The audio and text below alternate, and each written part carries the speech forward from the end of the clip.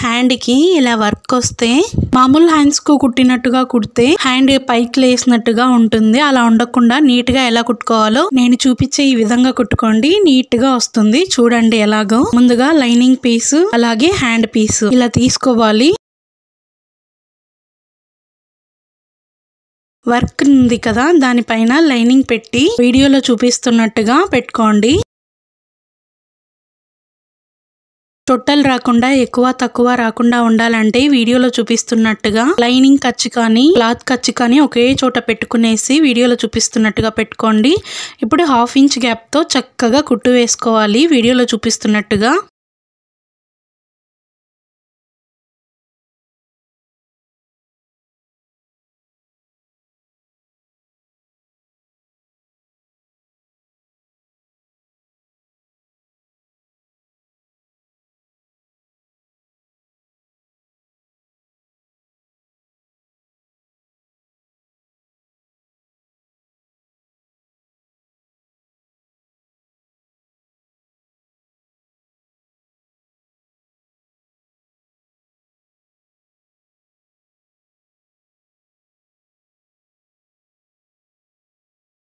ఇలా ఉంటుందండి. ఇలా తిప్పేసి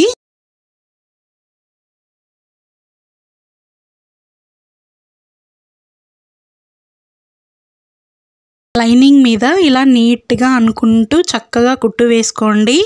ఇలా వేసుకుంటే నీట్ గా ఫ్లాట్ గా ఉంటుంది.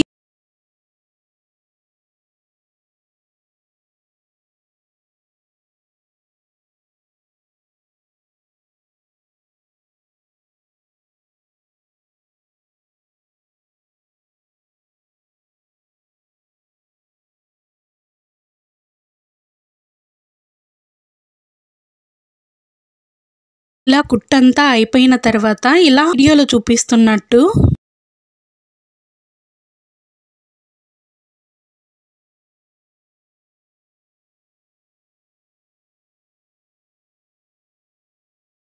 మిషన్ కి సైడ్ ఇలా చెక్క ఉంటుంది కదా, దానిపైన ఇలా గట్టిగా అనుకోండి. వీడియోలో చూపిస్తున్నట్టు నీట్ గా వస్తుంది కుట్టు కూడా. లైనింగ్ అనేది బయటికి కనపడకుండా ఇలా మనం నీట్ గా ముందే అనుకుంటే కుట్టు చక్కగా వస్తుంది.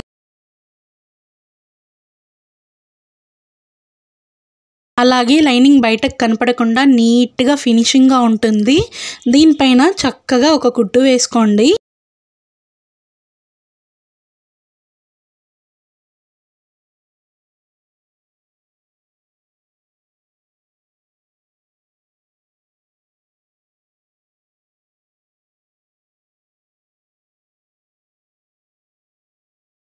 అంతే అండి, ఇలా ఉంటుంది.